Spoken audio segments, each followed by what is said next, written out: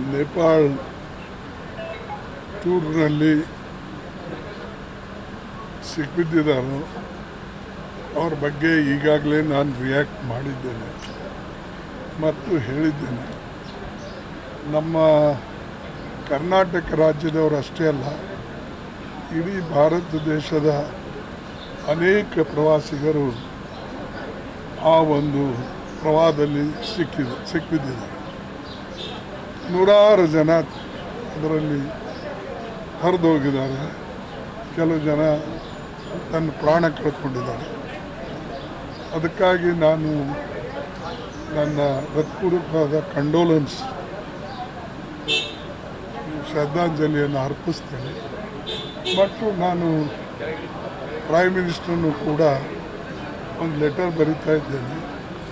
ಯಾರು ಈ ಪ್ರವಾಹದಲ್ಲಿ ವಿಶೇಷವಾಗಿ ಕರ್ನಾಟಕ ಒಂದೇ ಅಲ್ಲ, ಇಡೀ ದೇಶದ ಜನ ಅದರಲ್ಲೇನು ಸಿಕ್ಕಿದ್ದಾರೋ ಅವರಿಗೆ ವಿಶೇಷವಾದಂಥ ಪರಿಹಾರ ಅವ್ರ ಕುಟುಂಬಗಳಿಗೆ ಕೊಡಬೇಕು ಮತ್ತು ಆದಷ್ಟು ಸಹಾಯವನ್ನು ನೇಪಾಳ ರಾಜ್ಯಕ್ಕೂ ಕೂಡ ಮಾಡಬೇಕು.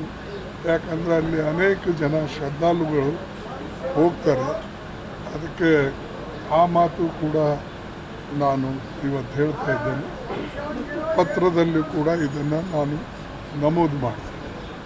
ಇದು ದುರ್ದೈವ, ಇಂಥ ದೊಡ್ಡ ಘಟನೆ ಅಲ್ಲಿ ಆಗಿದೆ, ಆಗಬಾರ್ದು. ಬಟ್ ನಿಸರ್ಗದ ನಿಯಮದ ಮುಂದೆ ಯಾರೂ ಏನೂ ಮಾಡೋಕ್ಕಾಗೋದಿಲ್ಲ. ಅದಕ್ಕಾಗಿ ಇಂಥ ದೊಡ್ಡ ಡಿಸಾಸ್ಟರ್ನಲ್ಲಿ ನಾವೆಲ್ಲರೂ ಕೂಡ ಕೈ ಜೋಡಿಸಿ ಒಂದಾಗಿ ಸರ್ಕಾರ, ಜನ ಮತ್ತು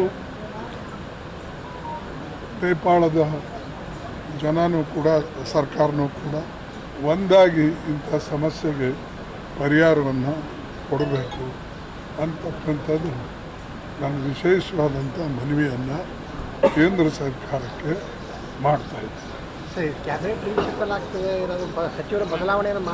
ನನಗೆ ಗೊತ್ತಿಲ್ಲ, ನಿಮಗೆ ಗೊತ್ತಿದ್ದರೆ ಹೇಳಿ. ಇಲ್ಲ, ನಿಮಗೇನಾರ ಗೊತ್ತಿದ್ದರೆ ಹೇಳಿ. ನನಗಿನ್ನ ಏನಾದರೂ ಸುದ್ದಿ ಬಂದಿಲ್ಲ. ಅರೆ, ನಾನು ಗುಲ್ಬರ್ಗಾದಲ್ಲಿದ್ದೀನಿ. ಏನಾರ ಬರಬೇಕಾದ್ರೆ ಫೈಲ್ ನನ್ನ ಹತ್ರನೇ ಬರಬೇಕಲ್ಲ, ಬೇರೆಯವ್ರ ಹತ್ರ ಅಂತೂ ಹೋಗಲ್ಲ. ಯಾರಿಗೆ ನೀವು ಅಪಾಯಿಂಟ್ ಮಾಡಬೇಕಾದ್ರೆ, ಯಾರಿಗೆ ಮಂತ್ರಿ ಪದವಿಯಲ್ಲಿ ತಗೊಳ್ಬೇಕು ತೆಗಿಬೇಕಂದ್ರೆ ಅದು ನನ್ನ ಹತ್ರ ಬರದೆ ಹೋಗೋದಿಲ್ಲ. ಅದು ಬಂದ ಮೇಲೆ ನಿಮಗೆ ಫೋನ್ ಮಾಡಿ ಹೇಳ್ತೀನಿ. ನೀವು ಸಣ್ಣ ಆಗ್ಬೇಕಲ್ವಾ? ಅದು ಒಂದು ಉತ್ತಮ ಆಹಾರದಿಂದ ಸಣ್ಣ ಆಗ್ಬೇಕಲ್ವಾ? ಪ್ರತಿದಿನ ನಮ್ಮ ಜೀನಿ ಸ್ಲಿಮ್ನ ಯೂಸ್ ಮಾಡಿ ಯಾವುದೇ ಸೈಡ್ ಎಫೆಕ್ಟ್ ಇಲ್ದಂಗೆ ನೀವು ಸಣ್ಣ ಆಗ್ತೀರಾ.